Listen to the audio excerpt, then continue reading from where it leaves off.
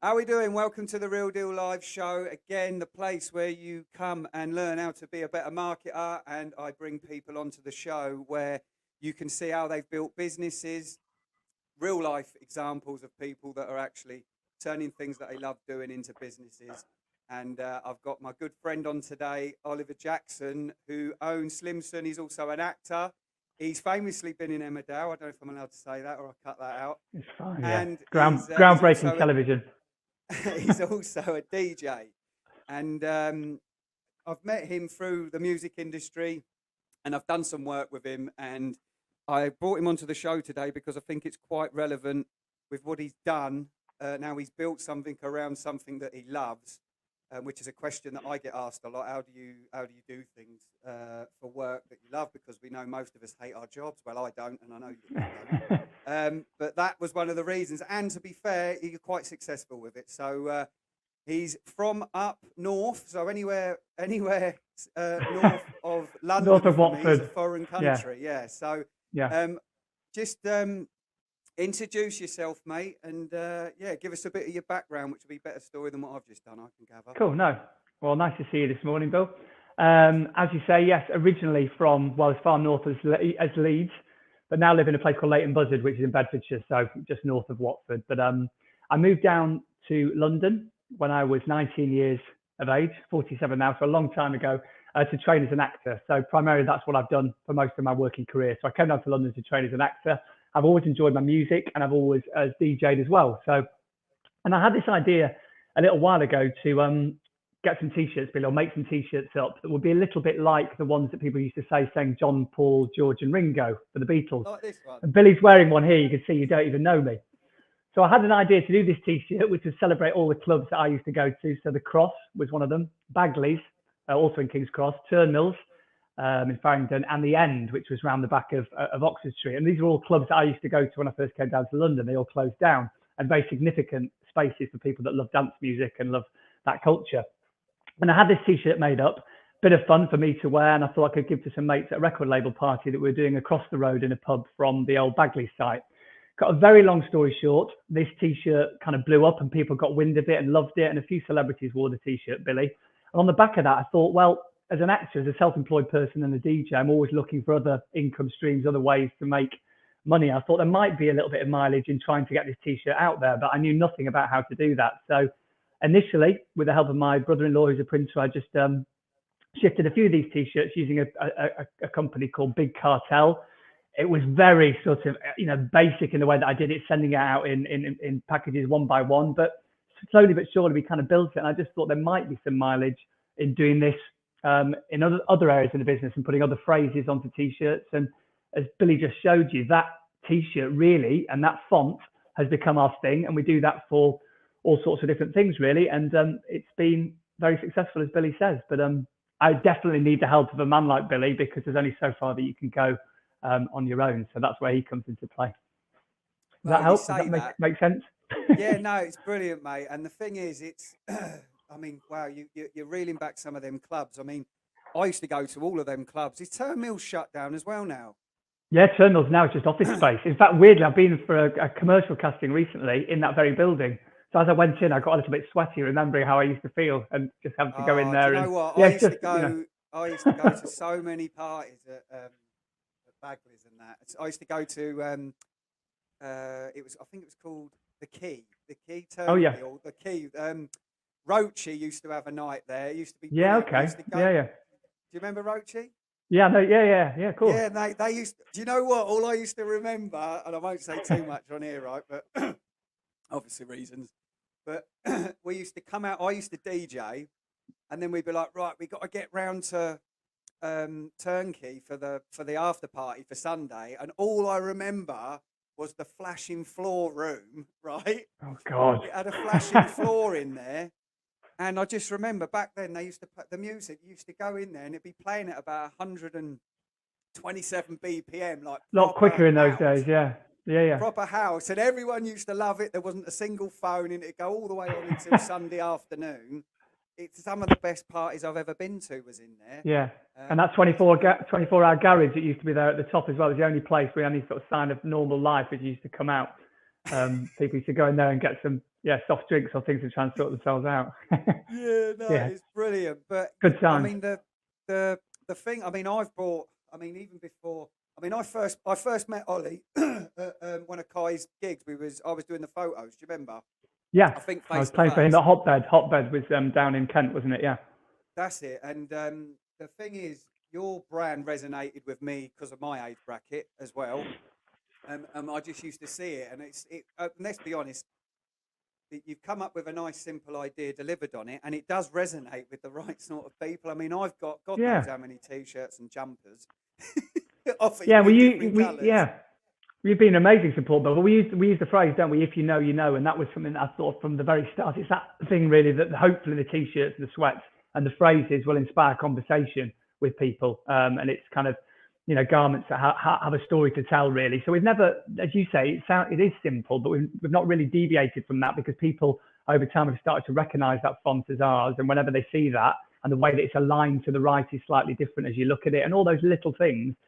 I'm not reinventing the wheel. I mean, I'm not from a fashion background. I like clothes, although I look a bit of a mess this morning, but I like my clothes. And it was just, I just thought this is definitely something that we can take forward. And as you say, it is a simple idea, but hopefully, and the simple ideas are often the best ideas. Exactly, and the reason that I started to lead on, there's a great book called Primal Branding by Patrick Hanlon, and he calls it his primal code, and there's 8 points. Mm-hmm. And the reason that I've mentioned it is because you've taken, and this is what I want to try and get across to people, because I know lots of people, and you do. I mean, I do it. I mean, I work for Red Bull or Yamaha and publications, and I'll be honest with the people at home, right? I have not got one cinematographer or camera photography qualification. Never Mm-hmm. went anywhere like that. I just went and learned and got around people like Kai and Ollie that allow me to do certain things back in the day, and learn from them. And what I want to get at is we're going to take your simple little idea and passion, you executed on it, but also I want you to try to explain, because you just mentioned briefly about, although it is simple, there are some, and I've spoke to you on the phone in depth about this. You took elements of what you did, and that is part of the essence of your brand. And you've got in a lane. Another good book by, I think it's Pete Keller or Mark Keller. It's called The One Thing. Okay. All And right. Yeah. you've done that with your brand by sticking to your roots and your story. So just explain a little bit about, so if someone was actually thinking of doing, because it's not easy, is it? When you break in, No. there's so many people with clothing brands popping up, and they come and they go. I mean, we follow a few good ones, but just could Yeah. you give us some outlines of what you did, what you followed, and some of the points that to get you where you got today? Yeah. Well, I think the thing that's really important, I have, well, I say unfortunately, I chose something. It's a bit like the acting and the DJing. A lot of people have clothing brands. You know what I mean? I've not come up with an idea and like nobody else has ever thought of it. But I think what I realised quite quickly was that this idea of the phrase and reminiscing through words about a very specific time was key. And what happened for me as well, just to go off on a slight tangent, is that I was very lucky that Robbie Williams asked for a sweatshirt to be made with the S Club names of the band S Club on a top, which did incredibly well. And it gave us a sort of, profile and reach, and we're in the papers. It's all quite exciting. But what I had to think about was actually long term, that wasn't really our true story and our true voice. The true voice and the thing that worked, and the reason it worked, was that the Bagley story and those clubs tapped into a very specific audience at a very specific age group. And I had to kind of revisit that and make sure that everything that I did was to try and give those people an opportunity, those people with kids that maybe still go out but not as much, an opportunity to reminisce and to celebrate those times. So every choice that I make, whether it's a lyric like the one on your top there, or if I'm doing something at the moment for some clubs in Ibiza, is very much about the original spaces, not the clubs now, not maybe Ushuaia. That's a different crowd. We want to talk about space and manumission when the swimming pool was in there, and all those kind of things, and how people remembered it. So I think it, as you say, it's absolutely up talking about. Well, there you go. You see, yeah.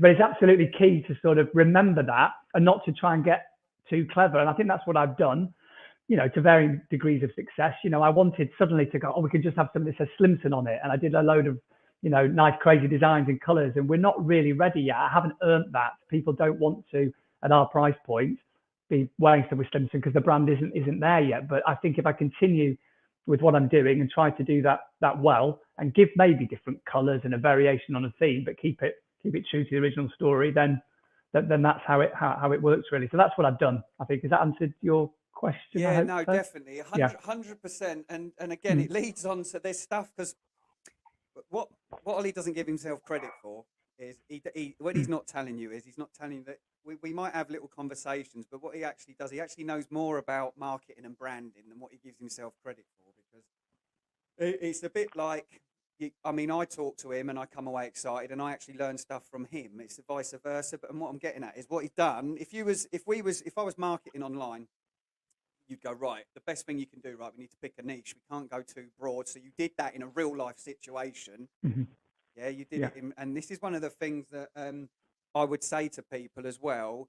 Don't change how you look at things in real life online, because we're same people. Mm-hmm. You see what I mean? Don't you find that sometimes people, they tend to try and get too clever and they talk to people in a different way online than what they do offline? I mean, sometimes that goes against me because I sound like apples and pears, but but did you see what I mean? Because you'll be surprised, and anyone that does listen to this, please don't take this the wrong way, but I read an astonishing stat that it was something like 80% of people that actually read, me included. I couldn't read 10 years ago. I had to teach myself, and my grammar's not that good anyway. That's why I get people to help me with my copy. But I think it's nearly, I find it, but it's about 80% of people don't actually have good grammar. So when they look at something that's been written in a certain way, especially when you're advertising on socials, this is a big one. This is something that I have to get across to bigger companies sometimes when we work with them, is if you talk to them in not their language, they don't actually understand the ad, and you've got 3 seconds to capture them. Yeah. So if you've gone into like if I saw some technical thing, I'm just switching off. Don't get me wrong on other platforms, and this is why I say to people, it's finding your niche and your audiences that transact in certain ways across different platforms, but they actually switch off, and a bit like banner block. And what I mean by that is, and we've spoke about this, when you're scrolling, you know what an advert is and isn't without even stopping, and you just scroll past it. Mm-hmm. So it takes something to make you stop, doesn't it? Do you understand what I mean? Yeah. And people have such short attention spans now, as you say. You can kind of spend loads of time writing exciting copy and getting into the details of the brand and product and all this. And Billy always teaches, you've got to grab them. You've got seconds to grab, haven't you? So again, you need to know your tone of voice and know exactly what it is that you're selling and how you want to do it. And I think also as well, do you remember? I'm trying to think of the conversation that I had with you. I should have wrote it down actually and been. It was something to do. Oh, that was it. Do you remember when we changed some bits around on your website, didn't we? Do you remember? I went on it because basically I'd ring Ollie up and I'd say to him, he's going to get in now. Use the website, but I used to message him and say, can you do this? Because he does a customize on his website. You can go and customize your own garments. And I used to do it and then let him know what I'd ordered. But do you remember when I first went in, I was like, I couldn't find where it looked like from a marketing point of view, from a company, a big company. It was the cool buzz thing that they'd come up with. I know. But then some Wally brain like me. Yeah, but it was such a valid point, Billy. Yeah. And do you know what? We still do bits of customize now. I should say to anyone listening to this that we don't do as much of that, but we spent an awful lot of money, as Billy was just saying, getting all this fancy stuff and all this kind of code in there and amazing sort of plugins to do this customized experience. And it was so clunky and over thought through that actually when I did it in my own little way at the start, where you just say to somebody, oh, if you want to customize, just fill a little something in the box. It's here on the right. And it was dead simple and clunky. People used to love that. Suddenly I'm spending thousands of pounds getting all this stuff done. It was a real lesson in just simplicity. And actually, it's not, if it ain't broke, don't fix it. But it was a little bit like that, Billy. I should, had to go back to the real simplicity of it, because otherwise you're losing customers. People are like, I can't be bothered with this. They want to just press go. And massive lesson from you there, Billy. That was, Yeah, well, the only reason I mentioned that is because I've done the same thing as well. I've taken an advert that's converting at whatever. I try to be Mr. Clever, because what happens, you'll get someone you got someone that you're answering to, like the gatekeepers, I call them, in between who owns the company. Yeah. And then but they want to see, they're trying to warrant their job in between. Not that I'm saying their job's not warranted, but they want to see something new and shiny. And it's like, it's not broke. Yeah. Just leave it alone while it's converting. Yeah. And I always go on, I mean, I think I've said this to you a few times. Again, anyone that's listening, always go on your own habit. I think about 75 to 80% of us act the same. Our buying habits and the way that our brains look at things. There's a big chunk of people that act the same online. Like you can drive them a certain way with certain words and certain phrases, or the certain way a page is laid out. And a lot of behaviors are the same. So if you're doing a certain thing and you instantly go to it, or you don't notice something, you can bet your dime dollar that if you split test that, you'll probably get some results or not. In a bulk sort of what's the word? Lot of people on sites. And with clothing, again, I'm not an expert. Ollie's more of an expert than me is in the garments industry. We just stumbled on about talking about implementing some of the stuff which we're going to talk about in a minute. With in the back end of some of his systems. And that leads me on to my next question, because I remember this in-depth conversation that we had. And again, this is valuable for anybody that's starting out, and it's about looking at your data. And do you remember when we had, just explain when you started to dive deeper into, you use Klaviyo, don't you? I use Klaviyo for email marketing, which for anyone that doesn't know is a little bit like a MailChimp. But yeah, just again, this is a whole world that I wasn't, trained in or didn't really understand. And, I've always thought you've got to kind of play into your strengths. And my strengths are connecting with people and making those contacts and coming up with ideas. But what I haven't got the time or the brain for in some ways is to go in and understand the back end of either Shopify, which is the company that actually hosts all our online sales, and Klaviyo. And Billy was able to, you came in there and just really looked at the stats in terms of customers and looking at how many people are opening the emails, what you want to do more of, split testing as he speaks about. And yeah, Klaviyo is great, isn't it, Billy? You use it quite a bit for other people as well, don't you know? Yeah, I sort of have a split. So I use, especially if someone wants, if I'm putting SMS messaging in, because Klaviyo's good for that. It's sort of bolted in there, whereas MailChimp's a little bit more, unless I'm not a super expert on MailChimp, but I try it. I find it's a bit clunky when I'm setting that stuff up. I find MailChimp and Klaviyo are the same sort of user friendly. I do prefer some of Klaviyo's templates. The template thing though, and he'd be able to copy the ads as well. For someone like myself, once you've, again, it's a bit like we're saying with when you chance upon something, stick with it. It's really nice that you can, once you've done the groundwork and created the email campaign, I can just go in there. It looks exactly the same every time. It just pop a few new images in there, a little bit of new text, a new deal or whatever that's in the top line, and it's really, really helpful. But I definitely needed you to sort of explain the finer workings of it, because otherwise I would just, and before I met Billy, I was just going, I just got to leave that alone. Somebody else had set that up for me and they kind of left it, and it was like, well, I don't even know what it's doing. I'm just paying for something in the background. And you need someone like yourself to be able to go in there and unravel it all really, and then and get into it, You had some positive stuff in there once you didn't realise, didn't you? So what we did, so I went in, we peeled the layers back, and he was getting a high open rate. He was getting a high open rate, I think, but the click-through rate was quite low, wasn't it? If I remember, I was like, your open rate's fine. We just need to make sure that they're, so the way that he was sending the emails, they knew what they was opening.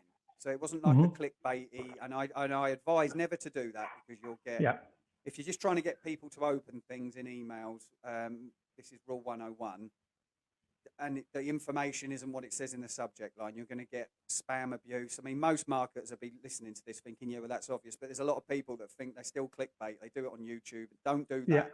What was happening, they knew what the offer was, and the open rate was a good percentage. So I was like, right, we know that they want it. We just got to redesign the email a little bit. And if I remember, didn't you have you did something with an image, didn't you? Was it? Yes, we did. Clicking in the image, or did we change the links around? No, we had there was just little flag points as well, little bars giving them instructions as to what to do as well. Because some people would be opening it and then going, "Oh, don't know what I'm doing here." Do you know what I mean? I think it was that the click wasn't clear. So again, I was going, "Yeah, it's really great," and call to action. Yeah, it was a clear-cut call to action, which is something that I've been talking about lately in my videos. Which that wasn't planned, by the way. It's just that conversation's just.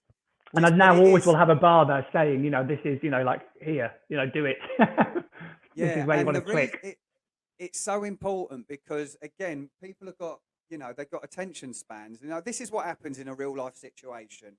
We get an email that comes through. Let's say we're at work, clicking away. The email comes, pick the phone up, you look at it, you see the subject line, the phone's rung, you forgot about it. So now now that's why you've got to hit them again because you'll get a lot of that. They'll forget about you because you're not important to them. We're not. They've got their lives to get on with. Or they'll open it and the kids start fighting. Yeah, and they don't know what the email says and they just delete it. I mean, or the doorbell goes, or that's it. That's real life. And I always people are always worried about sending a lot of email out, and you'll be surprised. Again, checking your open rates, etc. You can start segmenting that, so you're not actually, if you've got certain people that aren't opening your emails, you can actually move them out of your priority list, and then you can start sort of going, right, how do I get this? These people aren't opening here. How do I offer these now to try and get Billy? We need to do this, Billy. I didn't know about this. You're telling me something live now. So basically, this is what we do. So, say for instance, I've got a list of I've got a list I've built for a restaurant for about 3,000 people. Okay, so they got open rate of about 60% odd. Okay, because they're restaurant goers that are local. So there's around 40% of people not opening. So it's either not interested, but they're not marking it as spam, or it's going in their junk mail. So what I would do is, after a month, I'd go and look at it, take them out, put them in another list, maybe give them an extra offer, or talk to them in a different way and get them to double opt in again. Yeah. So I can see what the problem is, because if we haven't got their phone numbers, you're obviously not going to ring thousands of people, but then you might get 20% of them that double opt in again, and now you've got a stronger list because you've got a double opt in list, and now you might be able to do something off the cuff. You've got Mother's. Let's say we're selling stuff to do with Mother's Day, right? Mother's Day's coming up. We've just had a look at the list. We've shifted the non-openers into a new segment, and we've got them to double opt in. But to do that, we've gave them a special on Mother's Day items, or something, just to get them engaging again, and then they're in your special double opt-in list. Then if you've tested that small list, and you know that these are some of the same people, that offer you've just tested on the smaller ones that you've re-engaged, it's going to work on your big list. It's just about moving them around. I mean, and sometimes you need to get them out, and as long as you're filling them in the top, which is why we do. We was talking about the competition stuff that we was doing, which we were going to talk about to keep filling the top in, and that's why I don't really worry about email too much. If I've gone through that process of, if I've sent in emails through the month, let's say it's weekly, couple of weeks, 3 a week, and I'm watching open rates, who's opening, because you can see who is and who isn't. You can then resend. I know you can do this on MailChimp on the app. So you're so I'm actually doing it today. So I sent an email out for a motocross publication that I work for. So this morning I'll go on the app, see who the non-openers are. With the click of a thumb, it'll just send only to the non-openers, and then I'll be able to see the open rate on the non-openers. Yeah.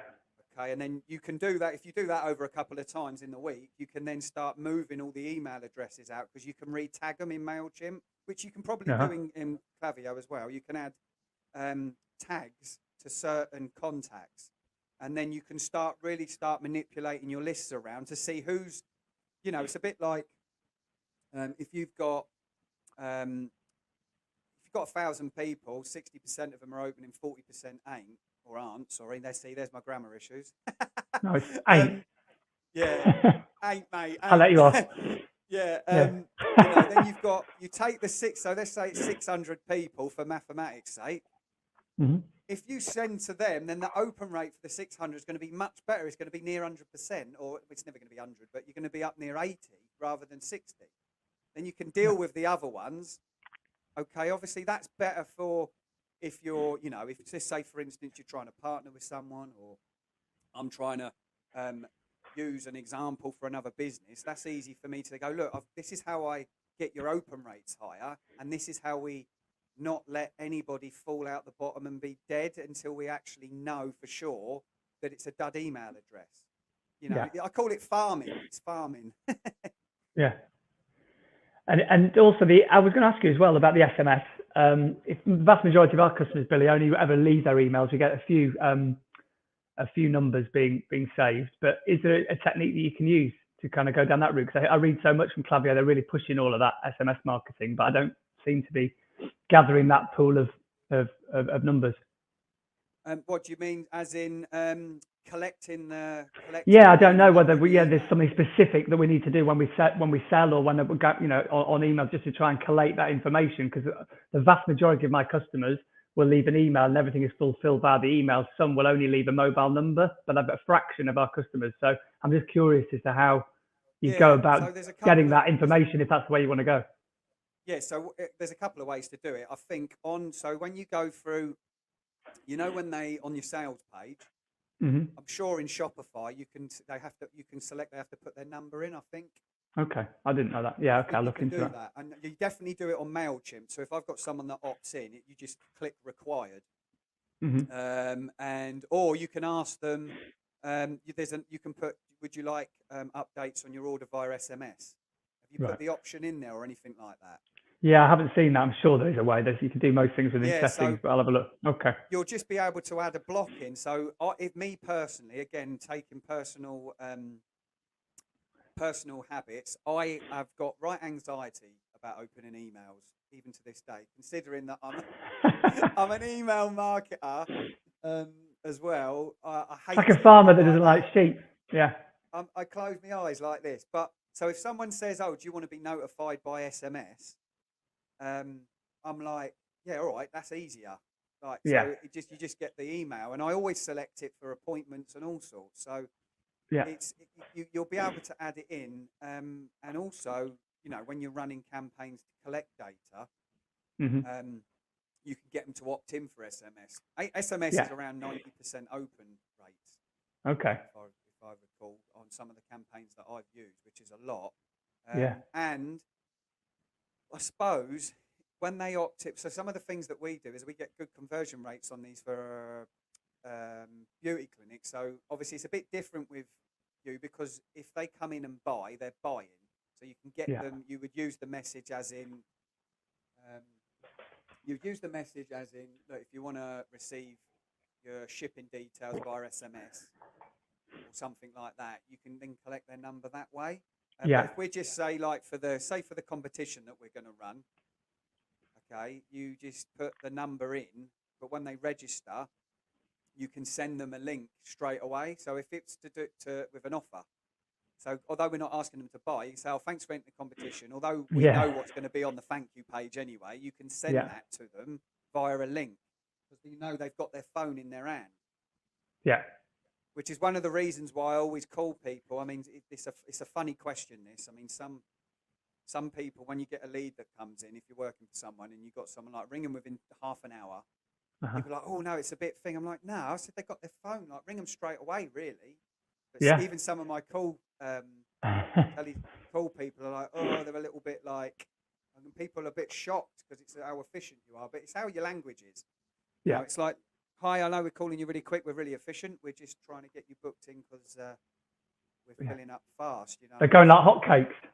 Yeah, like hotcakes, mate. Yeah, so that's the sort of thing that that I would do with collecting phone numbers, and it definitely does work for clothing brands and stuff like that. But again, if you've got add that to the list, Billy. That's something we need to look at, I think. Yeah, definitely. And just touching on something with getting people to opt in on websites, you need something more. It doesn't necessarily have to be monetary, but I've spoke to you about this before, and everyone says, "Oh yeah, but I've got a 10% off offer." I'm like, well, how appealing is that to you when you land on? No, yeah. Yeah, I mean, you get that for most companies, don't just to sign up for the Yeah, email. So I always got to give them something. yeah. It's like you can do stuff non-monetary, which I've Yeah, done with you with upsells before. Um, because what's important, everyone, as well, because although you've got quite some good information there, is I always explain about, especially with when you acquire, even if you acquire a customer and you're breaking even, it's what's the long-term customer value of that person? So right now we've got all these different products. If you've got multiple products, it's like, how do I acquire the customer in a good way and give them a good yeah, customer experience? But now, how do we sell them all the other stuff? And that's yeah. where you make your profit, because you've got them in your list. And Retention now, is if you're key. good at that, Yeah, once you've got them in there and you're talking to them correctly and they're in your niche, they're going to buy from you. As long as they've had a good experience, they're going to keep yeah. buying, which you get a lot of repeat custom, don't you? Yeah, definitely. Yeah, that is something that we're very fortunate. People are loyal. It's just what want the whole world to know, and then they'll be loyal, and that's how we'll upscale. That's the challenge, you know. I think there's no Yeah. denying with what we do that people like it. It's just in this day and age, you need the help of someone like yourself with the paid ads and all that stuff, because you don't get any kind of natural reach anymore. You can't play Instagram in the way that you used to do. No, Everything's stacked against you, and I know you've talked about this before, but the importance of doing things like using video content, using stuff that really does grab people, because they're going to push that. You know, I've had a real success, haven't I, Billy, with the reels. I'm doing a reel yeah. every single day and getting crazy views. 300,000 views on one reel on Facebook, which Oh, is with nuts. that little lad at the football With a in the guy dancing to the streets. streets, yeah.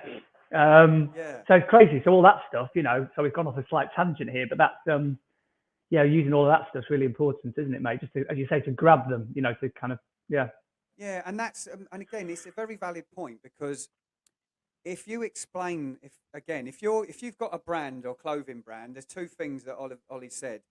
He said it earlier on, and he said, I'm not ready yet, in my eyes, to then brand myself as Slimson, which is very unegotistical, because a lot of people make the mistake of thinking they're Nike when they're high tech. Yeah. Not saying that you're Yeah. high tech, but what I Mate, mean. can I just let me answer the door? This is genuinely live. I'm going to be back Yeah. in 1 second. Hang on, because the door's Don't going. worry. 2 seconds. Keep talking. Billy, sorry. Yeah, so That's the dog.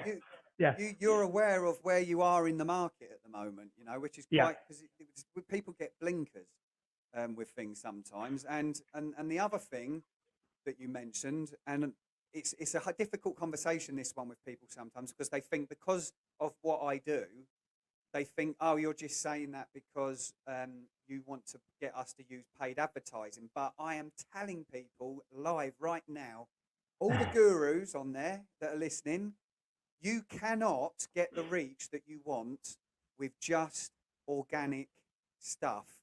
Yeah. You It doesn't can't, unless happen. you're paying. Even working with an influencer is paying. It's the Yeah. same thing, because you're using Yeah. their reach.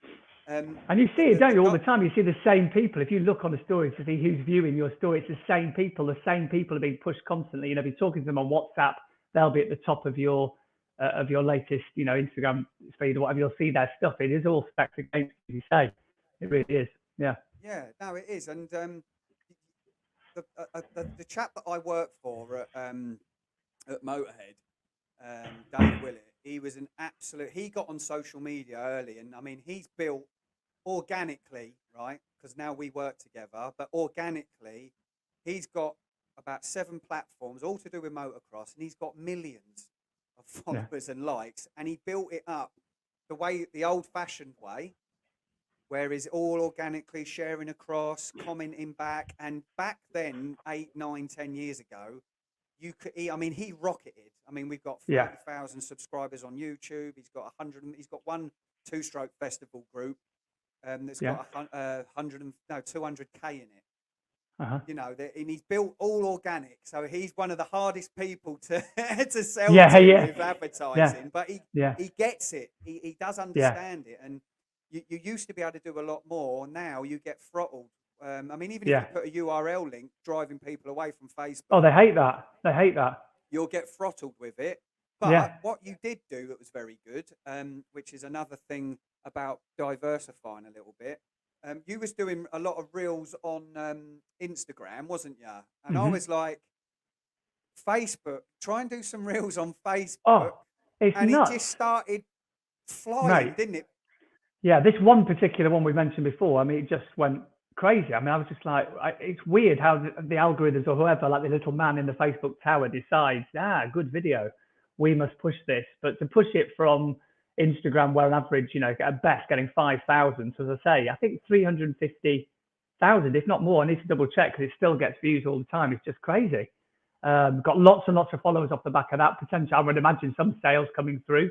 I was able to track that directly, although you might be able to get into the nitty gritty and find out for sure. But it was certainly a really helpful and really good way of using the system and playing the system away from the ads, which are equally important. But I think reels and video content is one of the few things that you can have success stories with. Yeah, definitely. And what you've done there, again, you've mentioned something. You do it automatically without thinking, I think. So what we had a conversation, but you know what it's like. You talk to someone, and an idea sparks up. It's like, just try that. So you had a go.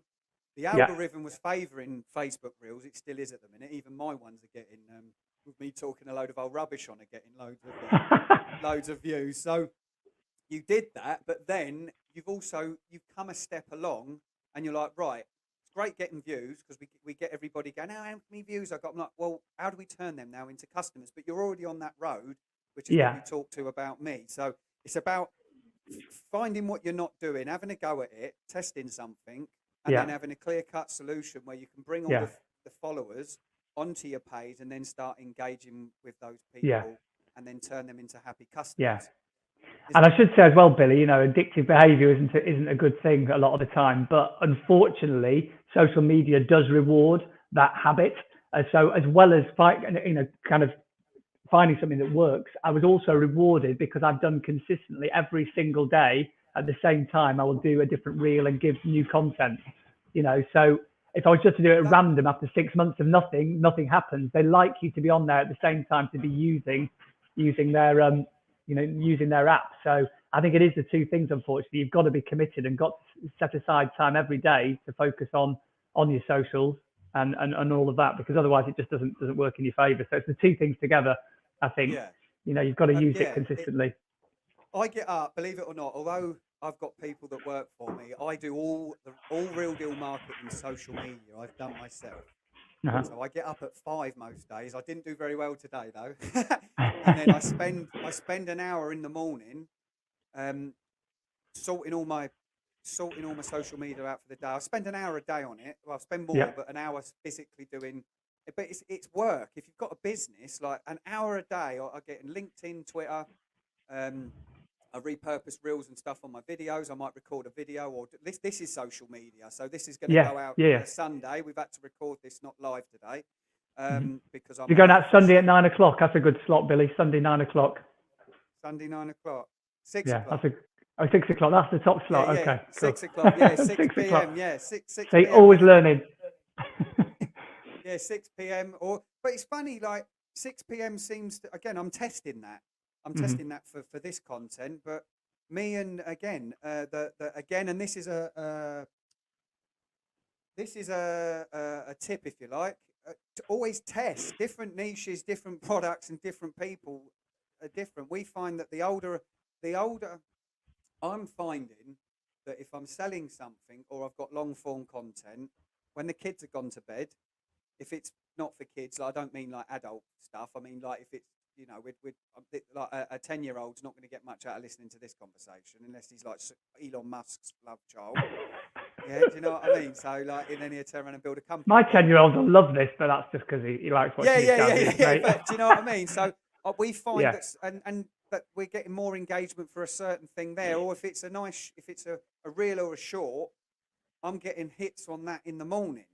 It's odd, and it changes, and that's why you have to have. If you're looking to do social media well, you've either got to dedicate a bit of time to it daily, or you've got to get someone to do it for you efficiently. Yeah. It's funny with all my videos, Billy, but as well, because of the demographic again, it's like if I throw out those funny videos of people raving or dancing to old house tunes at 7:30 in the morning, do so much better because they're getting up with the kids and it's maybe the first thing they do before the kids come downstairs screaming. They're looking at that, they're liking it, they're sharing it. If I put it out in the evening when you think it'd be more of an obvious time, it goes for nothing. So it's definitely a case in point, isn't it? Just knowing your audience and Yeah. yeah, And targeting them. would you say, just touching on that, because when we've sent emails out before, I should know the stats, but I haven't got them up. What would you say you've had? You might be able to remember off the top of your head. Well, you said to me that Sorry, you did say to me, I remember this, Billy. You said to me that a lot of people would maybe they'll kind of favourite it, or as they're coming out of work, they're getting on the train, they're scrolling through and looking at personal emails. Around that sort of end of the day is probably a better time than first thing in the morning. They're thinking about, oh, I've had a shitty day in the office. I wouldn't mind treating myself to a Slimson t-shirt. I'm more likely to do that on the train on the way home, or if I'm sitting down after dinner than I am first thing. Exactly. Yeah. Or late at night when people may be coming in from the pub or whatever, and a lot of people are buying it. I get a lot of sales weirdly at sort of early hours of the morning and kind of after closing. Hey, let's buy a load of things. About the club. Yeah, exactly. Lads. So, yeah, that's brilliant. So listen, just to wrap up, because I know you're strapped for time as well, and we've given, I appreciate you coming on and giving the time. No, it's great. I always like to talk to you, mate. It's always great. Would give us some clear-cut learnings that you learned from starting off, and any advice that you would give to anybody, whether it be building relationships, building the business, the brand, anything at all. Give us a few minutes of just going over those points that could help someone. Well, I think one of the main things is play to your strengths in any line of business. But for me specifically, what I have learned is it's very important to know what you're good at. For quite a long time, I think I was spending, thinking I could train myself up in every part of the business to make maximum amount of profit. But actually, for anyone to grow, you've got to surround yourself with good people, whether that be Billy for masses of advice on a weekly basis to do with everything that we've just talked about is invaluable. And a company, whether it's Billy or whoever, I'm not pushing him specifically, but he's been brilliant. So to find somebody who can help you hold your hand on that journey and have the passion as well. So find someone who shares your passion and shares your goals. And also, just as we mentioned before, tone of voice and story. If a story is genuine, whatever it is, people will know. And I think that's what we've been successful with, that people know that this came from a genuine place. It wasn't about me thinking, how can I shift a load of house music t-shirts? It's got no soul. Everything about this is a truthful story because I just did it for myself and for my mates. And I think, again, going back to that original Bagley's t-shirt, the reason it sells is because the story is very, very clear. Everybody, it starts a conversation. People know exactly what that means and that time, and it just brings up all those wonderful memories, and you can't fake that. And I think if I can recreate that on every new product and every new thing that I do for Slimson and all the huge goals that I've got for the brand, then hopefully we'll be onto something. I think if it becomes about the other things, then you're getting into dangerous territory. So I think just truth of story, truth of storytelling, and surround yourself with good people. Yeah, play to your strengths. I think they're the main things. And get plenty of sleep as well. That's brand important. Story is the one. Yeah. That's what people connect with, isn't it? I mean, if you want to buy a book on branding, Patrick Hanlon, absolute one of the best, primal branding, absolutely one of the best books. Ollie, do you want to give a shout? I'll put links and stuff all on the website. There's going to be a website links where you can find all his socials and everything, and I'll put them along the screen as well. Do you want to just give a shout out with your links and stuff? Nice. Oh, bless you. That's very kind. Well, the website for all the clothing is slimsonstore.com, at Slimson Store on Instagram. I'm a mobile. No, I don't give you my mobile number, but yeah, anyone can speak to me about anything. But slimsonstore.com for the clothing, and at Slimson Store on Instagram. So yeah, that's where you can get all the garments. Although you don't know me, you now know Oliver Jackson from Slimson. So indeed. Thanks very much, mate. Thank you so much, Bill. It's been a pleasure. Thank you for everyone that's been listening as well. Cheers. Spot on.